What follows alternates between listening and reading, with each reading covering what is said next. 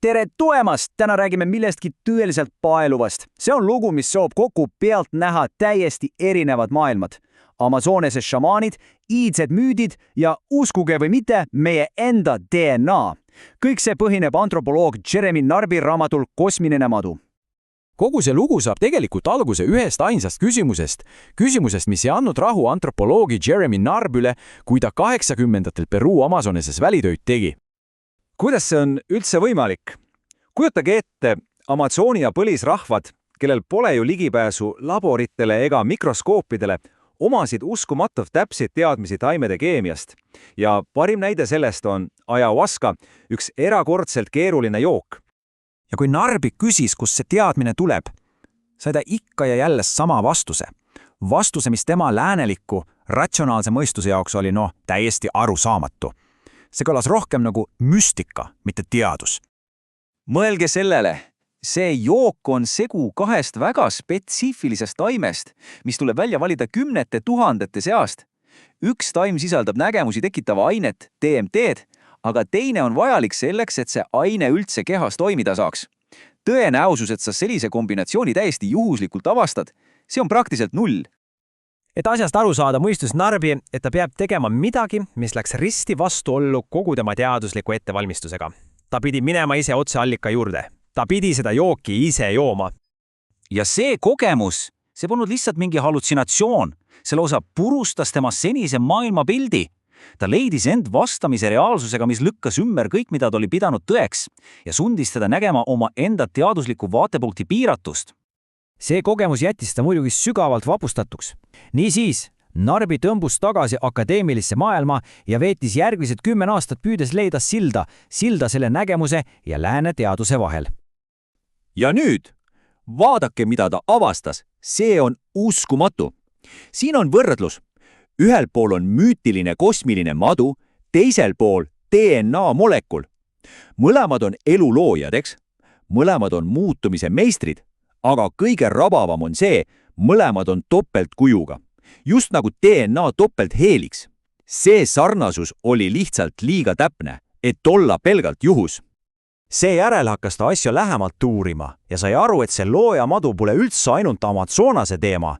See sümbol ilmub välja absoluutselt kõikjal, iidses Mesopotaamias, Egiptuses, Azteekide juures, Austraalia aborigeenide kunstis. See on ülemaailmne tuhanneid aastaid vana sümbol, elule endale. Ja need paralleelid lähevad tegelikult veelgi sügavamale. Vaadake siin vasakul iidseid sümboleid ja paremal kaasaegse bioloogia diagramme. See visuaalne sarnasus on ju lausa hämmastav. Nii et küsimus on, kas see saab olla lihtsalt üks suur kokkusattumus või vaatame me siin tegelikult sama reaalsuse kahte täiesti erinevat kirjeldust. Ja siis leidis Narby veel ühe sügava seose. See oli peidus šamanistlikus maailmatelje sümbolis. See on siis see idee redilist või väändaimest, mis ühendab justkui taevast ja maad ning annab ligipääsud teadmistele.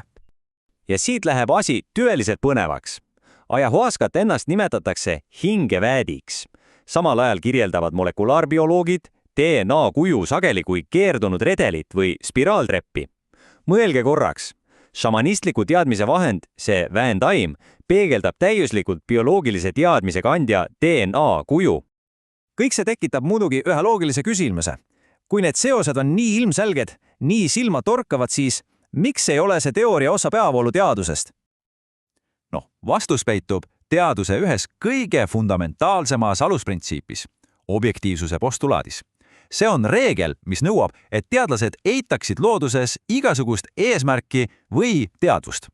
Lihtsamalt öeldes, teadus ei tohi isegi eeldada, et loodus võiks meiega suhelda. Ja see loobki omamoodi pime ala, mis takistab selliseid seoseid nägemast. 97%. See on päris uskumatu number, eks? Aga just nii suure osa meie enda DNA-st on teadus veel hiljuti nimetanud rämps DNA-ks. Ja miks? Lihtsalt sellepärast, et me ei saanud selle funktsioonist aru. See näitad ideaalselt, kuidas me kipume kõrvale heitma kõike seda, mis meie praegusesse maailmapilti parasjagu ei mahu. 10 aastat pärast seda murrangulist kogemust läks Narby tagasi Amazonesse.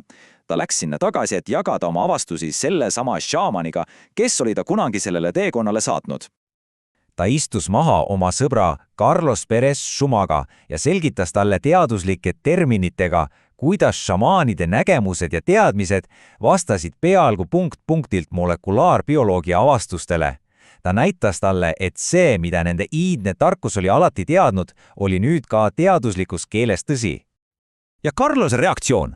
Ta ei olnud üllatunud. Selle asemel küsis ta lihtsalt, mis sul nii kaua aega võttis? See on nii lihtne küsimus, aga see paljastab selle tohutu lõhe kahe maailma vahel. Üks maailm, mis on alati teadnud, ja teine, mis alles hakkab avastama.